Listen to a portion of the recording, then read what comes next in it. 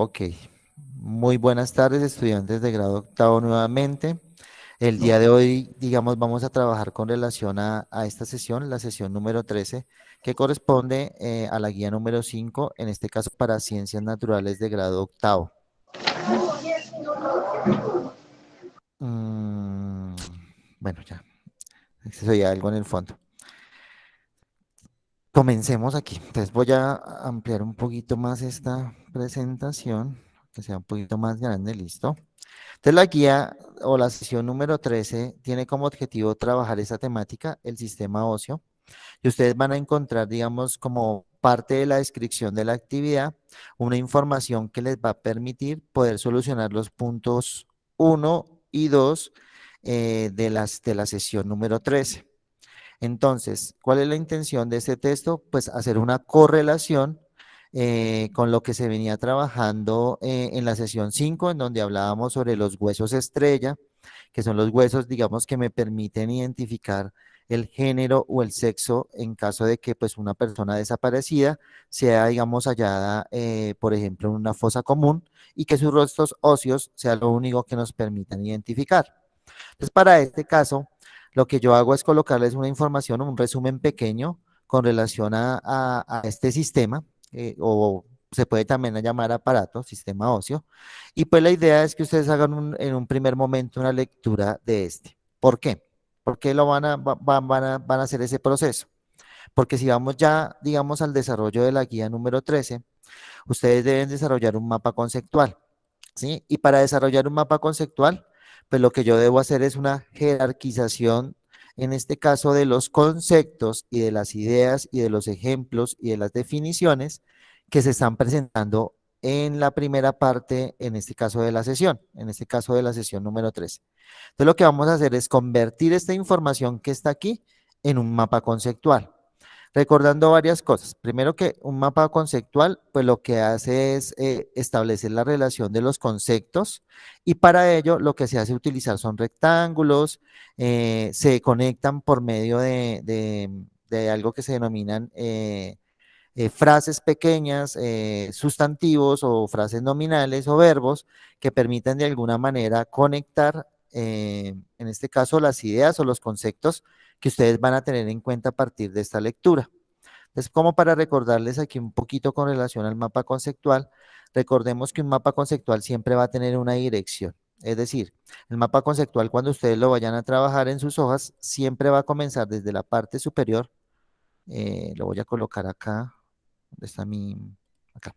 Desde la parte superior de la hoja donde ustedes vayan a trabajar hasta la parte inferior. ¿Sí? O sea, siempre va a ir de manera vertical y va a tener un orden establecido. Es decir, yo siempre voy a comenzar mi mapa conceptual con algo que se denomina la temática o el concepto central, lo vamos a llamar tema central, que para este caso, ¿cuál es nuestra temática central? Pues el sistema óseo. Y a partir de ello, lo que hago es mirar cuáles son los subtemas, ¿sí? Que dentro de la lectura, pues se relacionan con esa temática central. Entonces, lo que yo voy a hacer es una relación desde la temática central hasta los subtemas y por último, cada subtema podría tener una manera de ejemplo, una definición, una explicación, ¿sí? Entonces, aquí pueden ir las explicaciones, puede ir los ejemplos, etcétera. Para el caso de nosotros, entonces voy a hacer un ejemplo aquí. Entonces, la temática central para mi mapa, ¿cuál sería? El sistema óseo. Entonces, mi mapa debe comenzar colocando como temática central el sistema óseo. Bien. Ay, pucha, estoy escribiendo horrible con este mouse. El sistema óseo. Y luego lo que yo hago es, recuerden que todo concepto dentro de un mapa conceptual debe ir dentro de un rectángulo. Entonces usted lo hace más bonito en su cuaderno o en la hoja donde vayan a trabajar.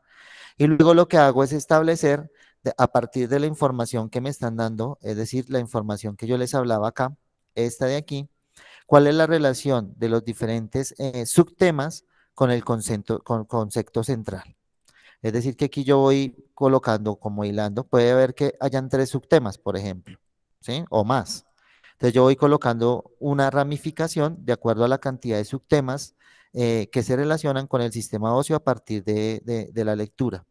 Por ejemplo, dentro del sistema óseo se puede hablar de otro subtema que es el tejido, ¿cierto? O los tejidos que conforman el sistema óseo.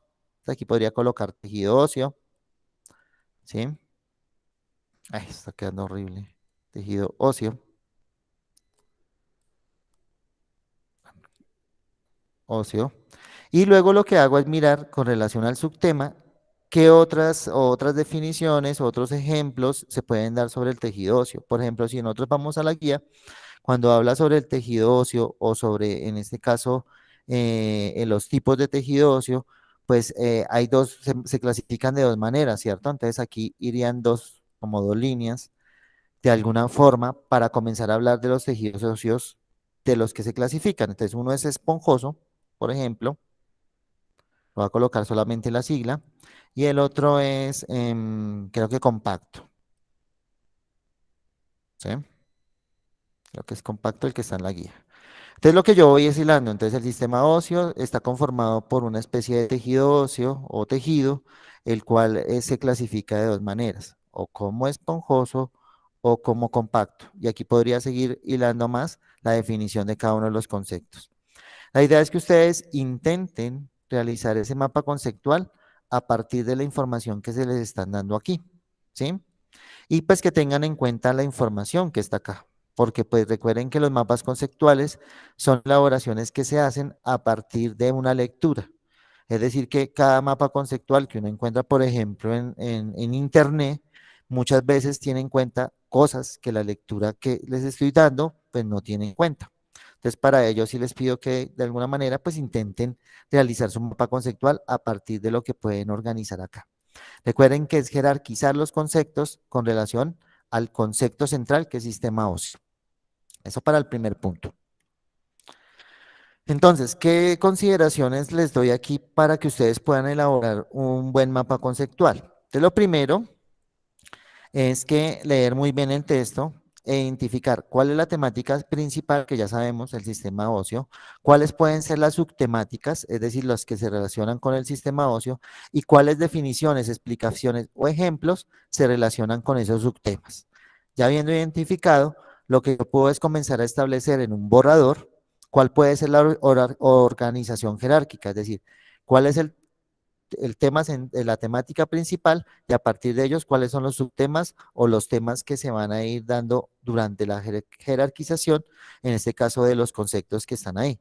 Es decir, que aquí siempre vamos a partir de la temática principal para llegar a los ejemplos. Entonces, siempre partimos temática principal arriba, los ejemplos siempre deben ir en la parte inferior del mapa conceptual o las definiciones o las explicaciones. Escribir de manera muy puntual, es decir, no hay que escribir todo lo que está escrito sobre la temática o el subtema, o la explicación o los ejemplos, ser muy puntuales y escribir de manera muy corta. Tener en cuenta que debo unir cada uno de los elementos con conectores que le den sentido a la hora de leer el mapa conceptual. Eso digamos como para el primer punto. Para el segundo punto, nuevamente vamos a tener en cuenta este texto que ustedes tienen aquí y lo que van a hacer es identificar 10 palabras claves que tengan que ver o que tengan definiciones, ¿sí? Es decir, que tengan explicaciones dentro del texto, o sea, no puede ser cualquier palabra. Entonces aquí lo que tengo que buscar es qué palabras podría encontrar dentro de mi texto que me permita poder crear el crucigrama. Para aquellos de pronto que no sepan cómo se elabora un crucigrama, recordemos que un crucigrama es la unión o un cruce de palabras, las cuales pueden estar en dos sentidos, de forma horizontal, como lo estoy mostrando en este caso con el láser, o de forma vertical. Entonces, en este caso, como son 10 palabras, pues lo que espero es que 5 palabras que ustedes identifiquen y que utilicen para la elaboración del crucigrama, las utilicen de manera vertical y 5 palabras las utilicen de manera horizontal. Luego, ¿qué es lo que hago? Luego de que yo he elaborado, digamos, esa conexión de palabras, yo lo que hago es colocar como una especie de listado en donde coloco palabras horizontales o verticales o simplemente la cantidad de palabras que coloqué, que en este caso son 10, y lo que hago es colocar una especie de clave o de definición o de ejemplo que me permita poder adivinar la palabra que yo coloque aquí. Es decir, que las palabras que yo coloque aquí, por favor, intentar de colocarlas en lápiz para que al final, cuando ustedes ya hayan hecho su crucigrama, puedan borrar y lo único que quede sea la estructura como ustedes observan acá. Bien. Aquí las definiciones. Profe, que las puedo basar en el texto, listo, lo pueden tomar el texto, pero si tienen también la posibilidad de para alguna palabra buscar una definición pues en la web, también es válida.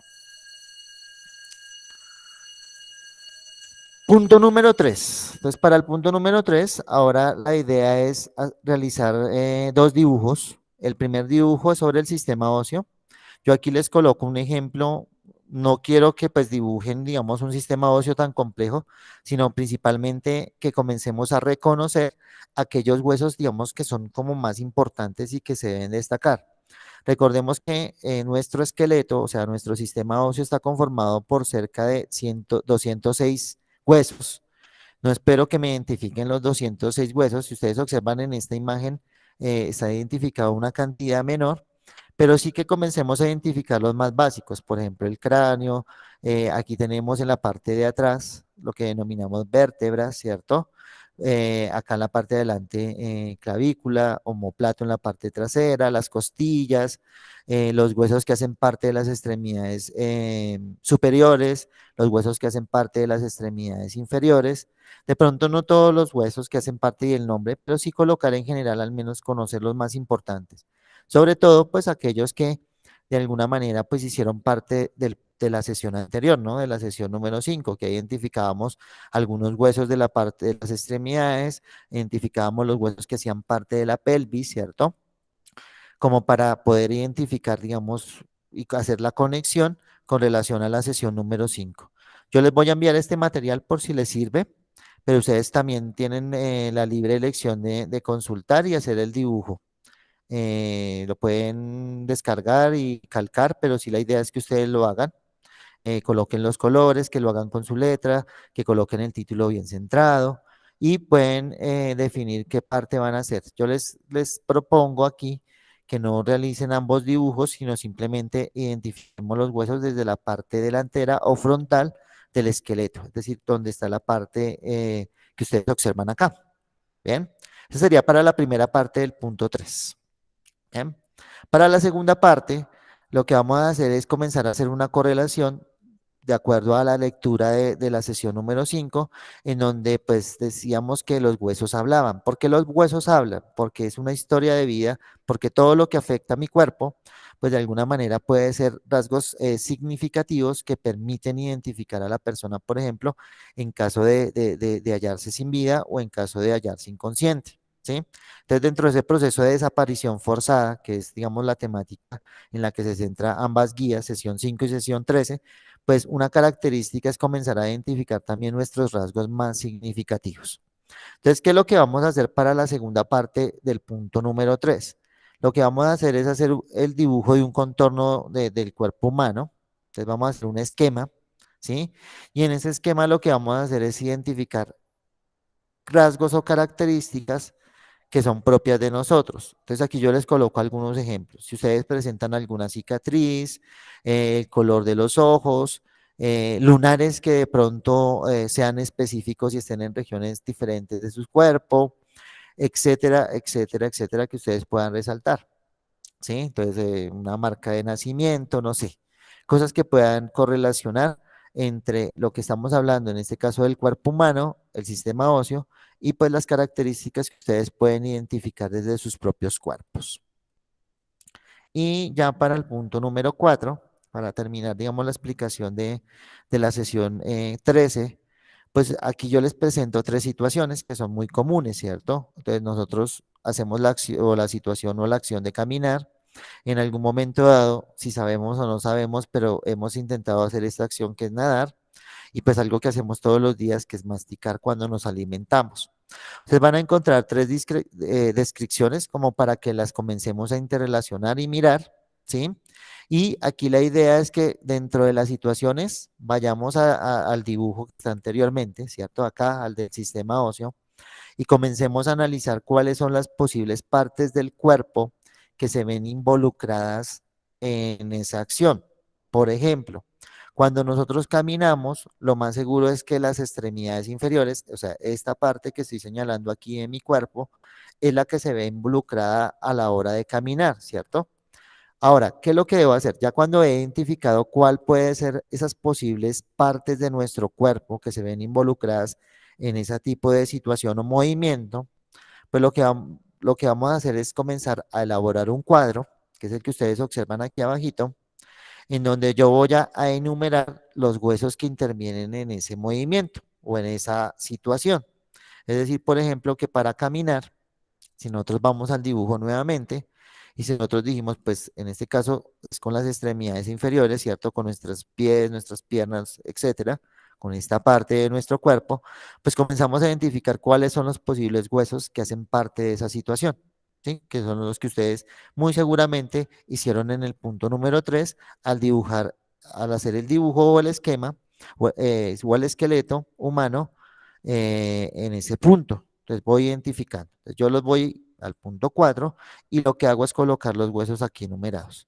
Observen que aquí en la guía pues está pequeño el cuadro, es decir que ese cuadro yo lo debo hacer más grande porque pues no me va a caber en algunos casos los diferentes huesos que voy a nombrar, ¿sí? Entonces, pues aquí lo hago más grande en mi cuaderno y pues lo soluciono de acuerdo a la situación y al punto número 3 que ustedes realizaron anteriormente. Que no, que deben colocar todos los huesos, no. Intenten identificar la mayor cantidad posible de acuerdo al dibujo que hicieron. Ese es como el objetivo de esa parte. ¿Cuál es la correlación? Pues que recordemos que nuestro sistema óseo, una de las funciones más importantes es hacer parte del movimiento junto con los músculos para eso que nosotros denominamos locomoción. Locomoción significa movernos, ¿cierto? Y esa acción de movernos, pues ve involucrado no solamente los músculos, sino una serie de huesos que articulados con los músculos permiten que se dé ese movimiento. En este caso, las situaciones que se están planteando para el punto número 4. Bien, eso sería con relación, digamos, a esta sesión número 13. Ya para el segundo momento voy a hacer una pequeña explicación de 5 minuticos con relación a dos temáticas que se trabajaron en las guías pasadas. Esta es la primera, esta ustedes la tuvieron en una de las sesiones, creo que fue la 4, la 3, en donde se trabajaron, no, la anterior, la 5, en la 4, en donde se trabajaron las funciones vitales. Entonces yo lo que quiero hacer es comenzar a hacer una correlación de por qué estamos comenzando a trabajar dentro del grado octavo lo que tiene que ver con el cuerpo humano y sobre todo con los sistemas que hacen parte de ese cuerpo humano. Entonces recordemos que cuando hablamos de funciones vitales nos hacemos referencia a aquello que es indispensable para que en este caso el ser humano pueda vivir. Y son tres acciones o tres funciones que permiten que el ser humano pueda vivir. Uno es la nutrición, otro se denomina la relación y otro se denomina la reproducción. ¿Por qué es importante la nutrición? Porque es la que permite que el cuerpo humano o el ser humano pueda tener energía.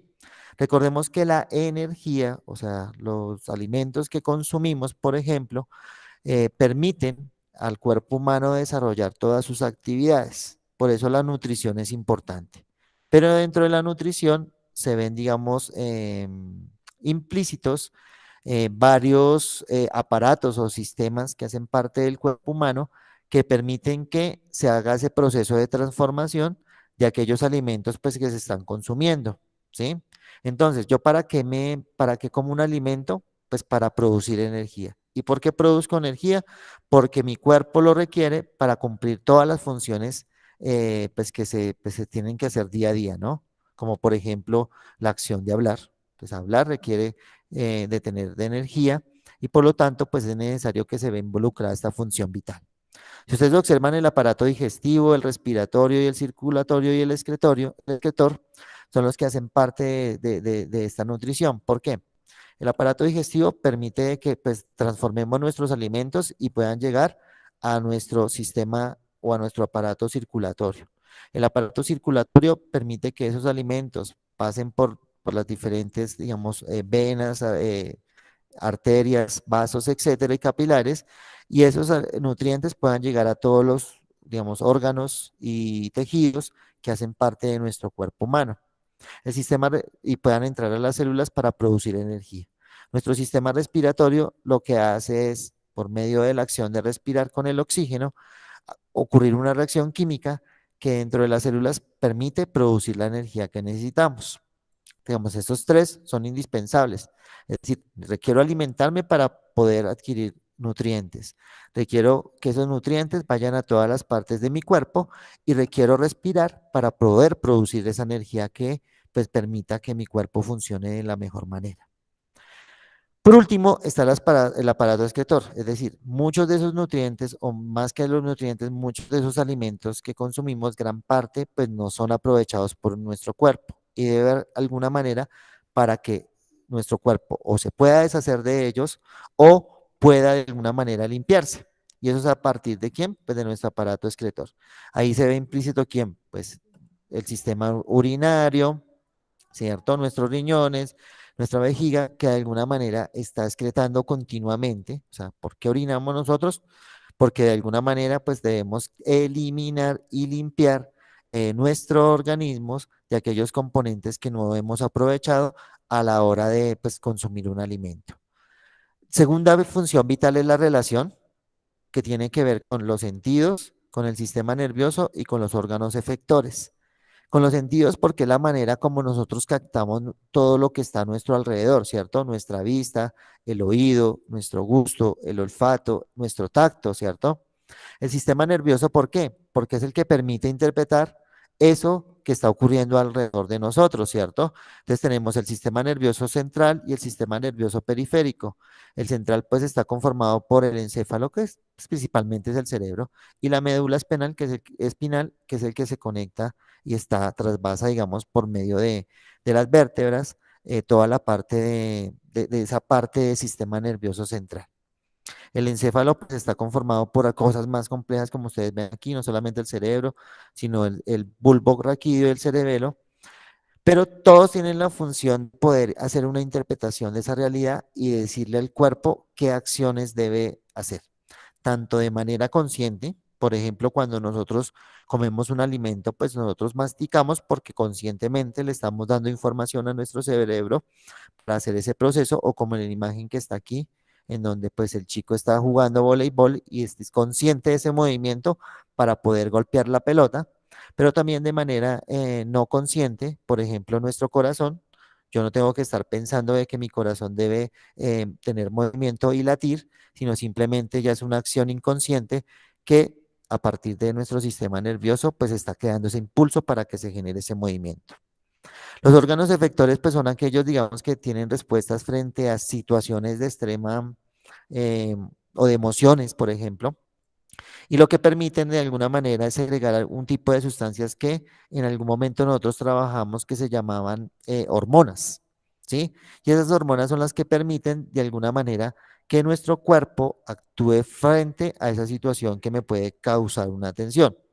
Por ejemplo, el miedo, ¿cierto? Entonces, cuando nosotros sentimos miedo, pues parte de esos órganos efectores segregan un tipo de sustancias en unas glándulas específicas que permiten que nosotros podamos actuar frente a esa situación que se está presentando, tristeza, alegría, etcétera. Y por último, está la función vital de reproducción, en donde pues el objetivo principal es mantener la supervivencia de la especie, es decir, que los seres humanos y cualquier ser vivo se reproduce con la finalidad de no desaparecer. En este caso, pues se ve involucrado pues dos aparatos. En el caso de los hombres, el aparato reproductor masculino. En el caso de las mujeres, pues el aparato reproductor femenino.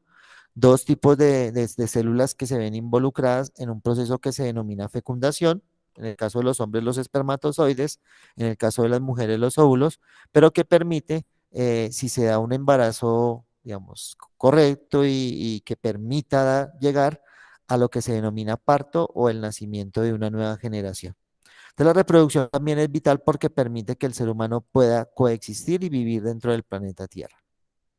Todos los seres vivos tienen funciones vitales, pero digamos las funciones vitales más importantes para el ser humano son estas tres.